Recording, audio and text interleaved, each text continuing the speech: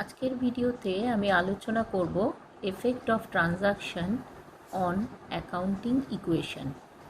আগের ভিডিওতে আমি তোমাদের দেখিয়েছিলাম অ্যাকাউন্টিং ইকুয়েশনটা কি। দেখো, অ্যাকাউন্টিং ইকুয়েশন কি ছিল? Asset equal to equity. এবং এই অ্যাসেটসকে আমরা কি বলেছিলাম? অ্যাসেটস হলো ইকুইটির সমান। এবং ইকুইটিকে আমরা দুটো ভাগে ভাগ করেছিলাম, একটা হলো ক্যাপিটাল, একটা হলো liability. Capital stands for owners equity আর liability stands for outsiders equity. তাহলে assets equal to capital plus liabilities হলো। এবারে আমরা কি জানি যে যখন একটা প্রতিষ্ঠান প্রফিট করে তখন ক্যাপিটালের অ্যামাউন্ট বেড়ে যায়। দেখো, থার্ডে আমরা ইকুয়েশনটা কি পেলাম?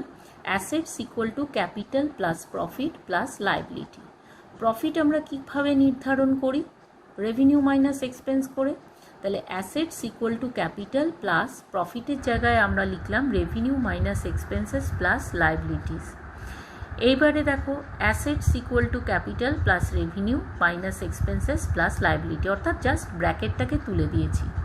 এবার এক্সপেন্সটাকে এই সাইডে আনলে, এটা মাইনাস আছে, এই সাইডে আনলে কি হচ্ছে? প্লাস হয়ে যাচ্ছে। তাহলে assets plus expenses equal to capital plus revenue plus liabilities. এবং এখানে আমরা ডেবিট ক্রেডিটের নিয়মাবলীটাও আগের ভিডিওতে বলেছিলাম, যেখানে আমরা বলেছিলাম লেফট হ্যান্ড সাইড যদি ইনক্রিজ করে ডেবিট হবে, যদি ডিক্রিজ করে ক্রেডিট হবে। আর right hand side just opposite, যদি ইনক্রিজ করে ক্রেডিট হবে, যদি ডিক্রিজ করে ডেবিট হবে। এবার এই যে অ্যাকাউন্টিং ইকুয়েশনটা, এটা প্রত্যেকটা ট্রানজাকশনের জন্য কিন্তু সবসময়ই সমান, অর্থাৎ সবসময়ই কিন্তু অ্যাসেটস ইকুয়াল টু ইকুইটি হবে। ঠিক আছে? দেখো, আমি এখানে একটা এক্সাম্পল দিয়ে তোমাদের বুঝিয়েছি। আমি এই পার্টটায় করেছি, ট্রানজাকশানগুলো দেখিয়েছি, আর অ্যাকাউন্টিং ইকুয়েশনটা আমরা এই ডান দিকে দেখিয়েছি। দেখো, অ্যাকাউন্টিং ইকুয়েশনে আমরা কি বলেছিলাম? Assets equal to owners equity, that is capital, আর outsiders equity, that is liabilities. তাহলে assets equal to capital plus liabilities. এবারে আমরা প্রত্যেকটা ট্রানজাকশান অনুযায়ী অ্যাসেটগুলো লিখেছি এবং লায়াবিলিটিগুলো লিখেছি। আমি একবারে লিখে নিয়েছি, কারণ একবারই তোমাদের আমি তাহলে দেখাতে পারবো। দেখো, প্রথম ট্রানজাকশানটা আমি নিয়েছি, started business with cash ₹20,000 as capital. তাহলে এখানে কি হচ্ছে?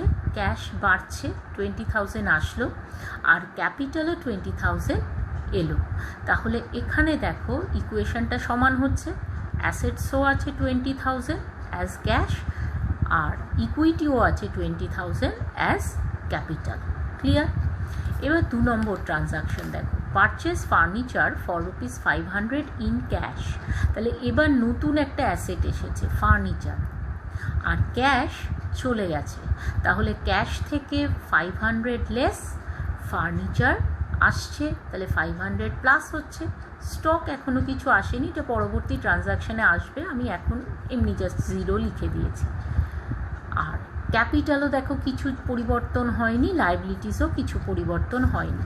তাহলে নতুন ইকুয়েশন দেখো কি আসলো, ক্যাশ থেকে 500 টাকা কমলে থাকলো 19,500, ফার্নিচার আসলো 500। তার মানে লেফট হ্যান্ড সাইডে কত থাকছে? 19,500 plus 500, that is 20,000। Right hand সাইডেও দেখো ইকুইটি, ওনার্স ইকুইটি, এখানে শুধু ক্যাপিটালই আছে, তাহলে ক্যাপিটাল হিসেবে আছে 20,000। তাহলে লেফট হ্যান্ড সাইডও দেখো 20,000, রাইট হ্যান্ড সাইডও দেখো 20,000। ক্লিয়ার হলো? এরপরে 3 নম্বর ট্রানজাকশানে এসো, purchase goods for ₹1,000 in cash. এখানে দেখো শুধুমাত্র অ্যাসেটই কিন্তু এফেক্টেড হচ্ছে। এখানে 1,000 টাকার পণ্য কেনা হয়েছে, মানে 1,000 ক্যাশ কমে গেছে, আর এখানে দেখো স্টক এসেছে, এই জন্যে আমি এখানে করেছি প্লাস স্টক। তাহলে দেখো স্টক এসেছে প্লাস 1,000, এই দিকে কোনো পরিবর্তন হয়নি। মানে এই ট্রানজাকশানটার জন্য শুধুমাত্র অ্যাসেটসই এফেক্টেড হয়েছে, ইকুইটি কিন্তু কোনোভাবে এফেক্টেড হয়নি। না হলেও আমরা কিন্তু দেখব দুটো সাইড সমান। দেখো, অ্যাসেটস এখন কি আছে? 18,500 ক্যাশ, ফার্নিচার 500, আর স্টক 1,000। তাহলে টোটাল কত অ্যাসেট আছে? 18,500 প্লাস 500 মানে 19,000, প্লাস 1000 মানে 20,000। আর রাইট হ্যান্ড সাইডেও দেখো ইকুইটি, অর্থাৎ এখানে শুধুমাত্র ওনার্স ইকুইটি এখনও অবধি আছে, ক্যাপিটাল 20,000, দুটো সাইড মিলে গেল। এবার 4 নম্বর ট্রানজাকশানে এসো। 4 নম্বরে কি বলা আছে, উইথড্রিউ ক্যাশ ফর পার্সোনাল ইউজ ₹500। তার মানে ক্যাশ টাকা তুলে নিয়েছে আর পার্সোনাল ইউজের জন্য নিয়েছে, মানে ক্যাপিটাল কমে গেছে। তাহলে দেখো ক্যাশ থেকে কমে গেল 500, ক্যাপিটাল থেকেও কমে গেল 500। তাহলে ক্যাশ থেকে কমে গেলে এখন কত আছে, 18,000 ক্যাশ প্লাস ফার্নিচার আছে 500, আর প্লাস ক্যাশ আছে, ক্যাশ নয় স্টক আছে, দেখো এখানে আমার লিখে দেওয়া আছে ফার্নিচার, আর এখানে স্টক আছে দেখো 1000। তাহলে দেখো আমাদের কত দাঁড়াচ্ছে, 18,000 প্লাস 1000 প্লাস 500 মানে 19,500। আর রাইট হ্যান্ড সাইডেও দেখো ক্যাপিটাল থেকে 500 কমে গেলে আমাদের থাকছে 19,500, দুটো সাইড মিলে গেল।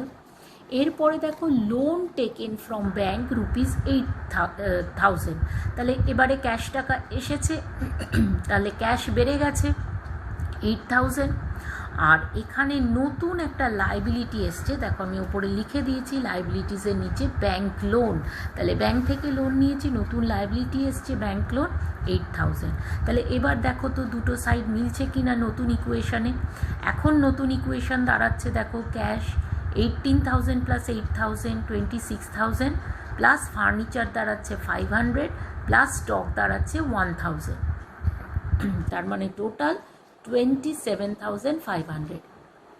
আর এখানে দেখো ইকুইটি সাইডে capital 19,500 plus outside liabilities 8,000, that is 27,500, মিলে গেল দুটো দিক।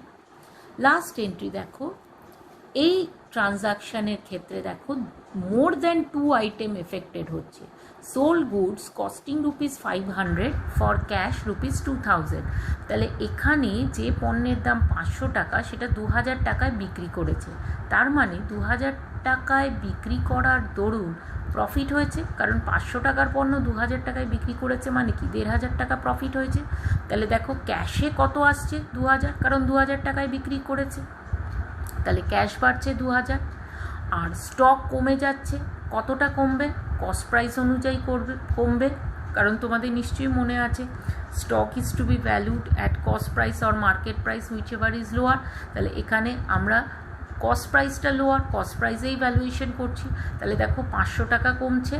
আর এখানে প্রফিট হয়েছে কত, 2,000 মাইনাস 500 করলে 1,500, তাহলে প্রফিট হয়েছে মানে ক্যাপিটালের সঙ্গে আমরা বাড়িয়ে দিই, তাহলে দেখো ক্যাপিটালের সঙ্গে আমরা 1,500 অ্যাড করে দিচ্ছি। ক্লিয়ার হলো? তাহলে এবার দেখো কি হচ্ছে নতুন ইকুয়েশন। এবার ক্যাশ আসছে 28,000, ফার্নিচার আসছে 500, আর স্টক আসছে 500। তার মানে টোটাল অ্যাসেট দেখো দাঁড়াচ্ছে 29,000। ক্লিয়ার? আর ইকুইটি দেখো ক্যাপিটাল দাঁড়াচ্ছে 1,500, প্রফিট নিয়ে ক্যাপিটাল বেড়ে গেছে 21,000, আর ব্যাঙ্ক লোন আউটসাইড লাইবিলিটি 8,000। তাহলে এখানে ইকুইটিও কিন্তু দাঁড়াচ্ছে 29,000। তাহলে দেখো মিলে গেছে কিন্তু অ্যাসেটস ইকুয়াল টু ইকুইটি এলো। ক্লিয়ার? আশা করি তোমরা বুঝতে পারলে কিভাবে অ্যাকাউন্টিং ইকুয়েশান দিয়ে করলে আমরা প্রত্যেকটা ট্রানজাকশানের ক্ষেত্রে যখন নতুন ইকুয়েশান পাই প্রত্যেকটা ক্ষেত্রে কিন্তু আমাদের ইকুয়েশানের সমতা বজায় থাকে। ঠিক আছে? এবারে দেখো give example for each of the following type of transaction. এই ধরনের প্রশ্ন কিন্তু তোমাদের পরীক্ষায় আসে, এসএকিউতে আসে। আমি প্রত্যেকটার একটা করে এক্সাম্পল তোমাদের দেখিয়েছি। 1 নম্বরে দেখো increase in asset and increase in liability. তোমাদের বলতে পারে যে একটা এক্সাম্পল দাও যেটাতে অ্যাসেট ইনক্রিজ করেছে, লায়াবিলিটি ইনক্রিজ করেছে। এইভাবেও দেয়, আবার অনেক সময় ট্রানজাকশানটা লিখে দেয়, লিখে দিয়ে তার এফেক্টটা কী সেটা লিখতে বলে। দুভাবেই হতে পারে। ঠিক আছে? আমি তোমাদের দেখিয়েছি increase in asset, increase in liability. একটা ট্রানজাকশান আমাদের এক্সাম্পল হিসেবে দেখাতে বলেছে। তাহলে purchase of machinery on credit from messrs machinery house ₹5,000। দেখো এই এক্সাম্পলটা যেটা আমি দেখালাম সেখানে অ্যাসেট ইনক্রিজ হয়েছে। অ্যাসেট কি? মেশিনারি। তাহলে দেখো ইনক্রিজ ইন মেশিনারি, তাহলে ইনক্রিজ ইন অ্যাসেট মিলল। And increase in liability. Liability কেন? কারণ অন ক্রেডিট কেনা হয়েছে, ধারে কেনা হয়েছে। কার কাছ থেকে? মেশিনারি হাউসের কাছ থেকে। তাহলে ইনক্রিজ ইন লায়াবিলিটি হলো। ক্লিয়ার? এইভাবে যদি দেয় তাহলে তোমাদের ট্রানজাকশানটা তৈরি করতে হবে। আর যদি ট্রানজাকশানটা দিয়ে দেয় তাহলে তোমাদেরকে বলতে হবে এই ট্রানজাকশানের এফেক্ট হচ্ছে increase in asset and increase in liability. Clear? দুটো দিক থেকেই তোমাদের দিতে পারে, তোমরা তখন নিশ্চয়ই করতে পারবে। 2 নম্বর দেখো, decrease in asset, decrease in liability. একটা ট্রানজাকশান আমরা তাহলে খুব সহজেই করতে পারবো। Cash paid two messrs machinery house. তাহলে দেখো ক্যাশ পে করে দিল, ক্যাশ ইজ অ্যান অ্যাসেট। তাহলে ক্যাশ যখন পে করছে তাহলে decrease in cash, that is decrease in asset. And payment কাকে করলো? মেশিনারি হাউসকে, কারণ মেশিনারি হাউসের কেই আমাদের টাকা দিতে বাধ্য ছিলাম। We are liable to pay machinery house the amount. তাহলে মেশিনারি হাউস কমে গেল, তাহলে ডিক্রিজ ইন লায়াবিলিটি হলো। তাহলে দেখো এক্সাম্পল মিলল, decrease in asset, decrease in liability. Clear? 3 নম্বর দেখো, increase in asset, increase in capital. এটা তো তোমরা বুঝতেই পারছো, সবাই পারবে। Started business with cash. তাহলে দেখো ইনক্রিজ ইন ক্যাশ, এখানে 10,000 টাকা দিয়ে বিজনেস শুরু করলো, ক্যাশ এলো, ক্যাপিটালও বাড়লো। তাহলে increase in cash and increase in capital. Clear? এরপরে দেখো decrease in asset, decrease in capital. খুব সহজ। যদি বিজনেস থেকে পার্সোনাল ইউজের জন্য কিছু তোলা হয়, উইথড্রিউ ক্যাশ ফর পার্সোনাল ইউজ ₹1,000, তাহলে 1,000 টাকা তুলে নিয়েছে, তাহলে decrease in cash, that is decrease in asset and decrease in capital. ঠিক আছে? পার্সোনাল ইউজের জন্য তুলে নিয়েছে মানে ক্যাপিটাল থেকে কমে গেছে, তাহলে ডিক্রিজ ইন ক্যাপিটাল। 5 নম্বর দেখো, increase in asset, decrease in another asset. Purchase furniture for cash ₹3,000। সহজ। তাহলে দেখো ইনক্রিজ অফ ফার্নিচার হচ্ছে অ্যান্ড ডিক্রিজ অফ ক্যাশ হচ্ছে। ফার্নিচারও অ্যাসেট, ক্যাশও অ্যাসেট। তাহলে এখানে কি হচ্ছে? ইনক্রিজ অফ ফার্নিচার মানে ইনক্রিজ ইন অ্যাসেট, আর ডিক্রিজ অফ ক্যাশ মানে decrease in another asset. Clear? এরপরে দেখো increase in liability and decrease in another liability. এটার এক্সাম্পলটা দেখো, bills accepted in favour of creditor. তোমাদের নিশ্চয়ই মনে আছে আমি আগের ভিডিওতে বিলস পেয়েবল আর বিলস রিসিভেবল দুটোই বুঝিয়েছিলাম তোমাদের।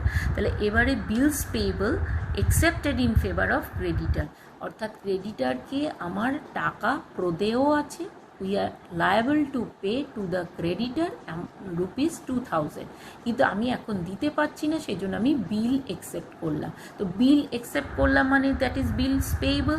তাহলে এটা আমার লায়াবিলিটি, তাহলে লায়াবিলিটি বেড়ে গেল। ইনক্রিজ ইন বিলস পেয়েবল মানে কি হলো? ইনক্রিজ ইন লায়াবিলিটি হলো। আর ডিক্রিজ ইন ক্রেডিটার, তাহলে ক্রেডিটারটা এখন কমে গেল, তাহলে ডিক্রিজ ইন অ্যানাদার লায়াবিলিটি হলো। ক্লিয়ার? তাহলে এই যে এক্সাম্পল 1 to 4, এখানে দেখো প্রত্যেকটা ক্ষেত্রে transactions affecting assets and equity, asset আর ইকুইটি দুটোকেই কিন্তু স্পর্শ করেছে। এই যে এক্সাম্পল আমি 1, 2, 3, 4 দেখো, 1-এ ছিল আমাদের increase in asset, increase in liability, decrease in asset, decrease in liability, increase in asset, increase in capital, decrease in asset, decrease in capital. তাহলে বুঝতেই পারছো এই যে 1 to 4 এটা অ্যাফেক্ট করছে অ্যাসেটকেও আবার ইকুইটিকেও।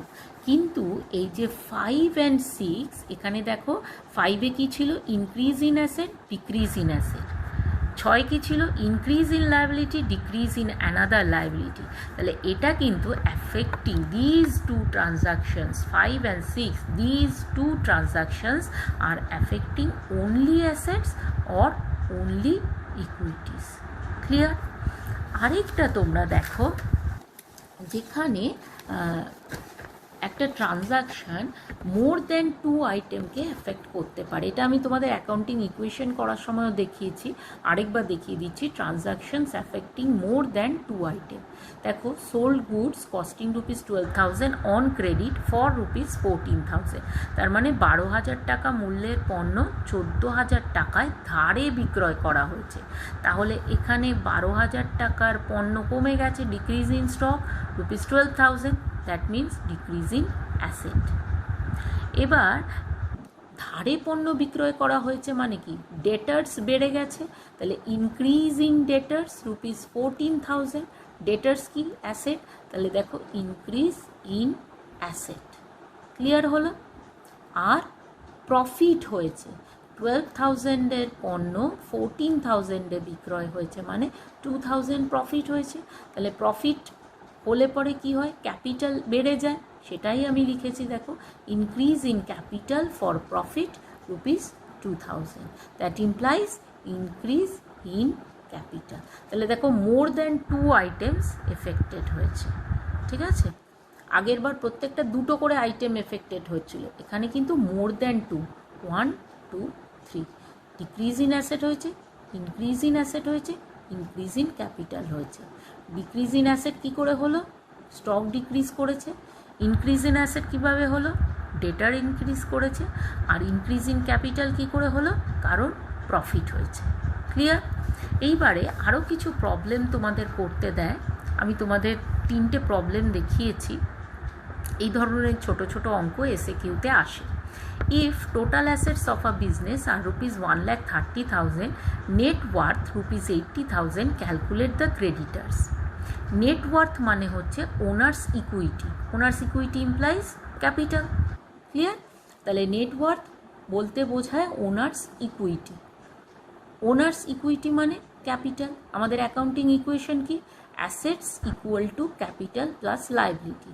তার মানে এখানে capital equal to assets minus liabilities. তাহলে এখানে অ্যাসেট আমাদের বলে দিয়েছে দেখো 1,30,000, আর নেট ওয়ার্থ বলে দিয়েছে 80,000। Net worth stands for capital বা ওনার্স ইকুইটি। ঠিক আছে, বলে দিয়েছে 80,000। তাহলে ক্রেডিটার্স কত, ক্রেডিটার্স ডিনোটস আউটসাইড লাইবিলিটিস। তাহলে ক্রেডিটার্স ডিনোটস আউটসাইড লাইবিলিটি কী করে করব, অ্যাসেট থেকে ক্যাপিটাল বাদ দিলেই আমরা আউটসাইড লাইবিলিটি পেয়ে গেলাম। তাহলে অ্যাসেট ছিল 1,30,000, ক্যাপিটাল ছিল 80,000, তাহলে লাইবিলিটি পেয়ে গেলাম 50,000। Clear? 1,30,000 minus 80,000 equal to 50,000। Easy. এরপরে দেখো 2 নম্বর অঙ্ক, খুব সহজ, এগুলো কোনো অসুবিধাই হবে না তোমাদের। If capital of a business is ₹70,000 and liabilities are ₹40,000, calculate the total asset. Total asset আমরা কি জানি, ক্যাপিটাল প্লাস লাইবিলিটিস। ক্যাপিটাল কত বলে দিয়েছে 70,000, লাইবিলিটিস কত বলে দিয়েছে 40,000, তাহলে টোটাল অ্যাসেট কত হলো ₹1,10,000। ক্লিয়ার? এবারে 3 নম্বর অঙ্কটা দেখো। এই জন্যই অ্যাকাউন্টিং ইকুয়েশনটা তোমাদের এত ভালো করে আমি করালাম, যাতে তোমরা বুঝতে পারো আর এরকম ধরনের প্রবলেম আসলেও তোমাদের অসুবিধা না হয়। দেখো, if capital is ₹40,000, creditors ₹25,000, revenue during the period ₹50,000 and expenses during the period ₹40,000, calculate the total asset. তাহলে দেখো, অ্যাজ পার অ্যাকাউন্টিং ইকুয়েশন আমরা কি শিখেছিলাম, assets plus expenses equal to capital plus liabilities plus revenue. তাহলে এবার ইকুয়েশনটা আমরা solve করতে পারবো। অ্যাসেট দিয়ে দিয়েছে, কত দিয়েছে দেখো, অ্যাসেট আমাদের বার করতে হবে, অ্যাসেট দেয়নি, অ্যাসেটটা আমাদের দেয়নি, আমাদের এক্সপেন্সেস দিয়ে দিয়েছে। দেখো এক্সপেন্সেস কত দিয়েছে 40,000, ক্যাপিটাল দিয়ে দিয়েছে 40,000, ক্রেডিটার্স দিয়ে দিয়েছে 25,000, that denotes outside liabilities 25,000, revenue বলে দিয়েছে 50,000। আমরা জাস্ট ইকুয়েশনটাকে সলভ করব। তাহলে assets plus ₹40,000 equal to ₹40,000 plus 25,000 plus 50,000। তার মানে অ্যাসেটস ইকুয়াল টু, এখানে টোটাল করলে দেখো কত আসে, 1,15,000 মাইনাস 40,000 করলে আমরা টোটাল অ্যাসেট পেয়ে গেলাম ₹75,000। ক্লিয়ার হলো?